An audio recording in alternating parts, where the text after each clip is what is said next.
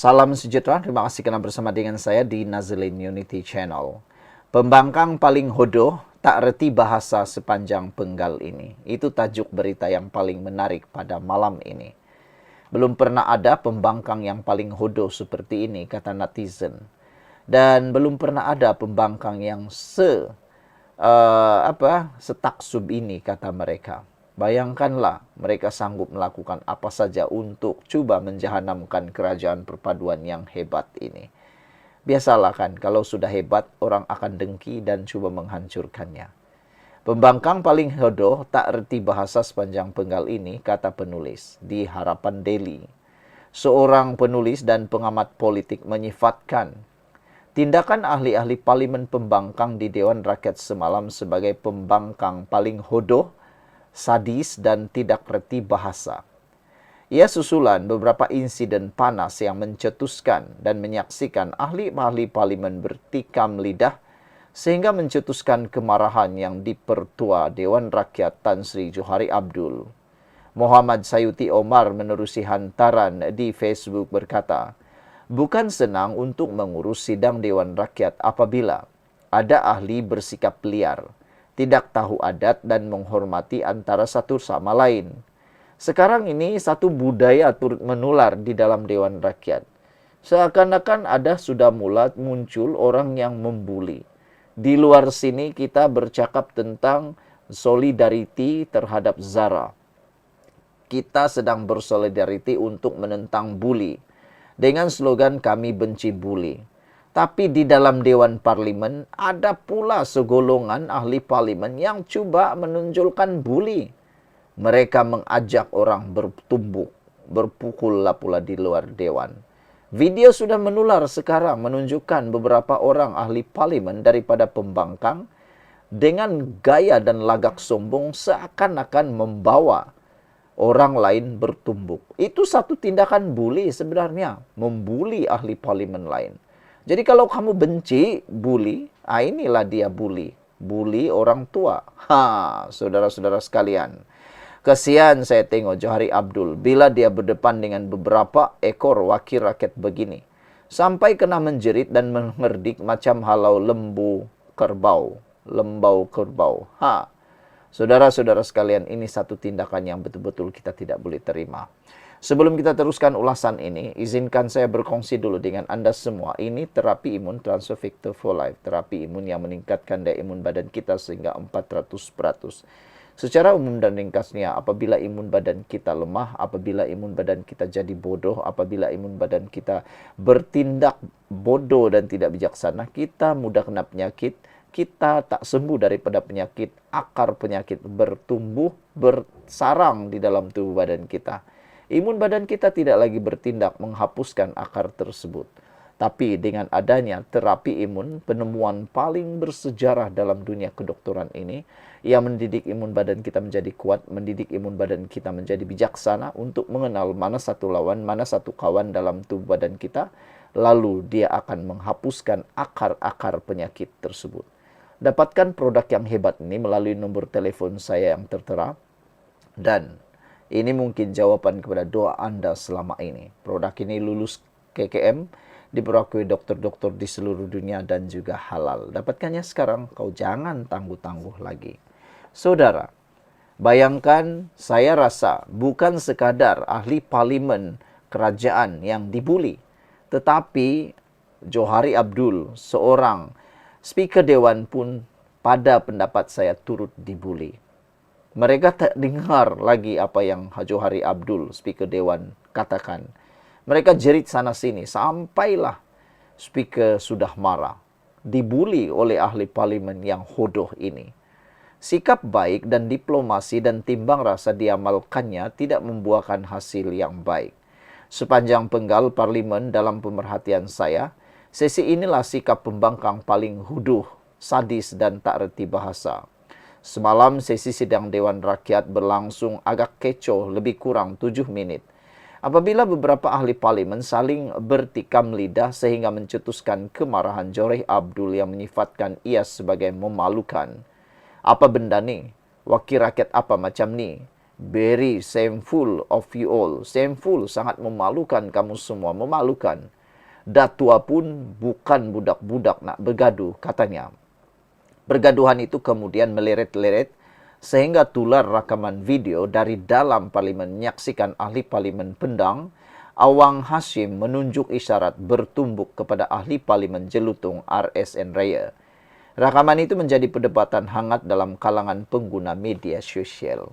Sekian untuk kali ini, jangan lupa tinggalkan komen Anda. Salam sejahtera, terima kasih karena bersama dengan saya di Nazlin Unity Channel. Ini dia laporan paling pelik. Masa sidang media ada bersama. Tiba-tiba pas kata tiada kaitan dengan Waitya Morty. Walaupun hadir dalam sidang media bersama pemimpin pasukan bertindak hak-hak Hindu, Hindraf, P. Waitya Morty pas menyangkal dakwaan terlibat dalam saman difailkan Morty terhadap Perdana Menteri Datuk Seri Anwar Ibrahim. Setiausaha Agung PAS, Datuk Seri Taqiyuddin Hasan berkata, tindakan yang dilakukan Morty itu adalah secara pribadi. Sebagai rakyat Malaysia, kita hanya menghormati hak beliau untuk membawa perkara itu ke mahkamah dan biar mahkamah tentukan, kata Taqiyuddin.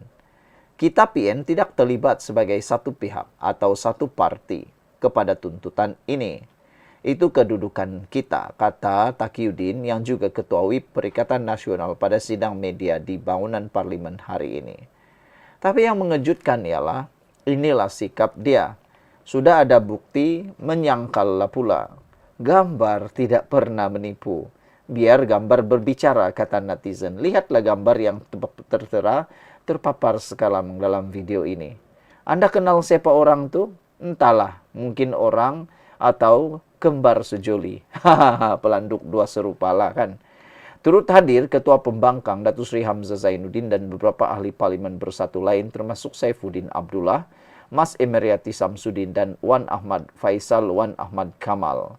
Pada 12 Ogos lalu, Taqiyuddin yang juga ahli parlimen Kota Bahru dilihat berada bersama-sama Morty dalam sidang media yang memaklumkan tindakan saman pemula terhadap Perdana Menteri Datuk Seri Anwar Ibrahim. Sebelum kita teruskan ulasan ini, jangan lupa tinggalkan komen Anda dalam ruangan komen. Kami benci penipu. Kita benci penipu lah kan. Tapi izinkan saya sebentar ini untuk berkongsikan kepada Anda semua. Ini terapi imun Transfer Factor for Life. Terapi imun yang meningkatkan daya imun badan kita sehingga 400%.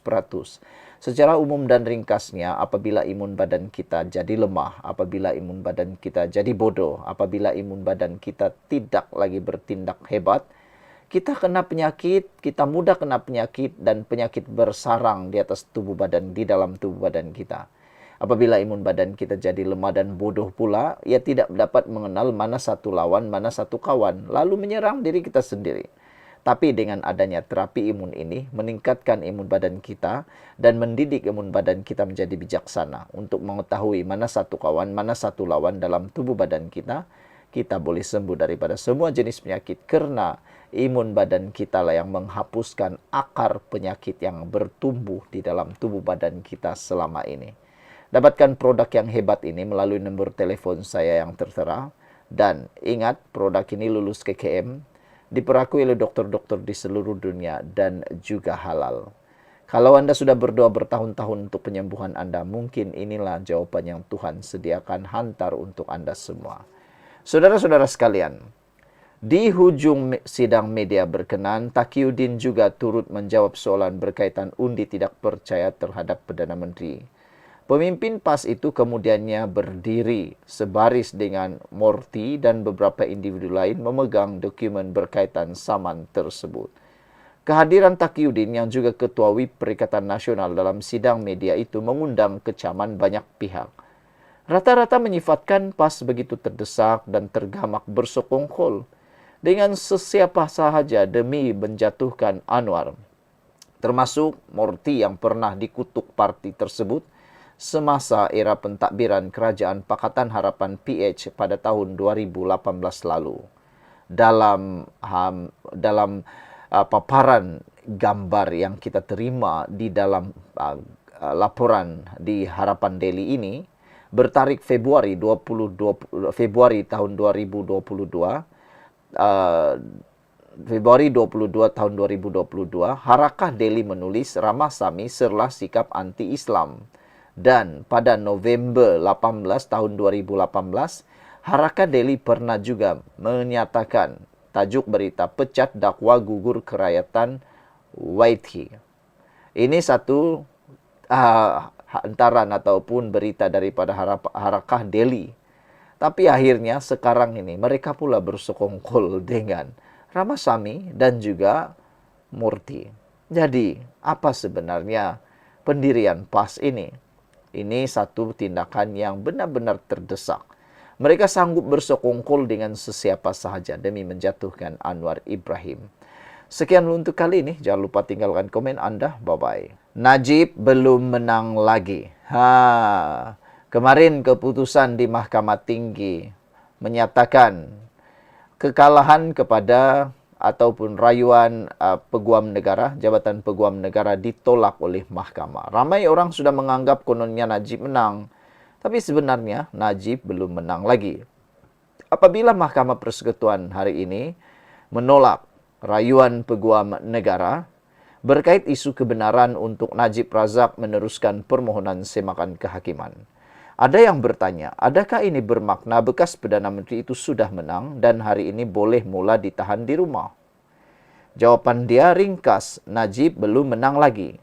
Dan saya tambah, hari ini dia kena balik lagi ke penjara Kajang.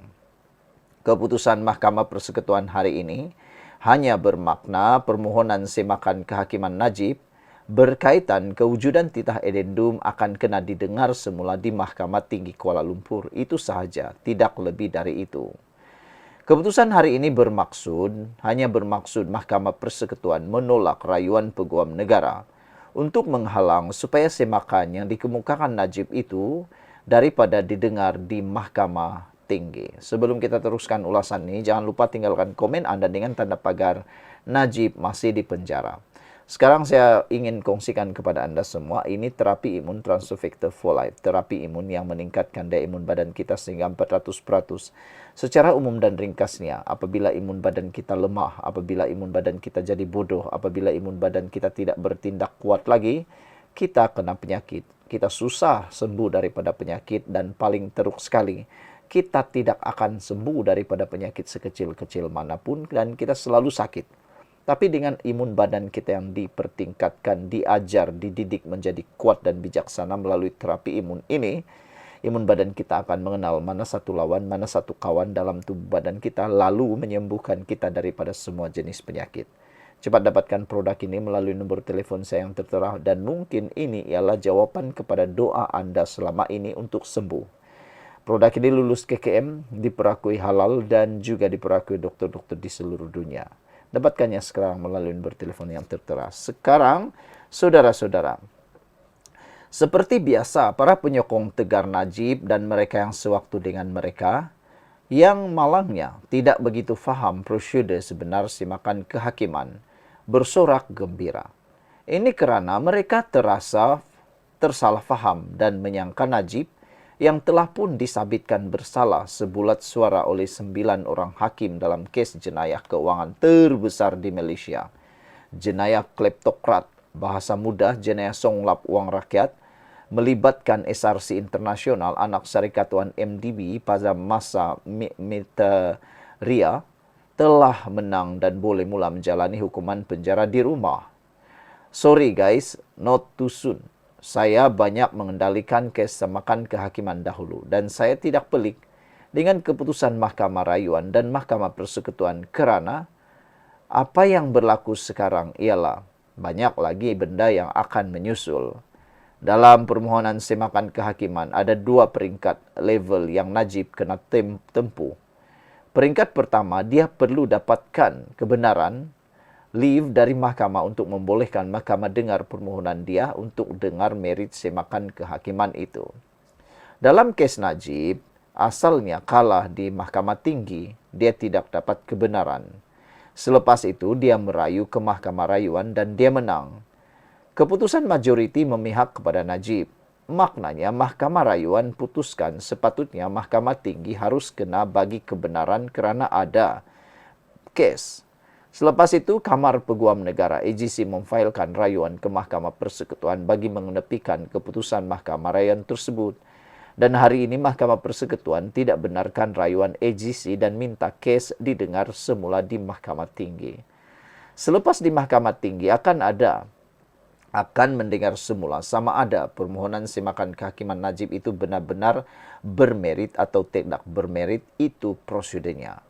Sama ada Najib menang atau kalah di Mahkamah Tinggi di pusingan kedua nanti, kemungkinan besar akan ada proses rayuan sekali lagi, baik di Mahkamah Rayuan maupun Mahkamah Persekutuan.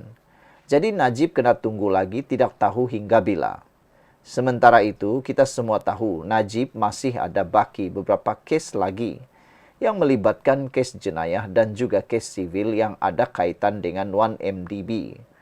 Setakat ini, semua pihak yang terbabit dengan jenayah 1MDB di beberapa negara luar semuanya telah disabitkan bersalah. Dan setakat ini, kita juga tidak dengar lagi mereka ada meminta supaya dia menjalani hukuman penjara kat rumah. Apapun, kes Najib sentiasa menarik untuk diulas. Ditulis oleh Muhammad Hanifah Maidin, bekas Timbalan Menteri Undang-Undang. Sekian dulu untuk kali ini. Jangan lupa tinggalkan komen Anda, tekan butang subscribe. Bye-bye.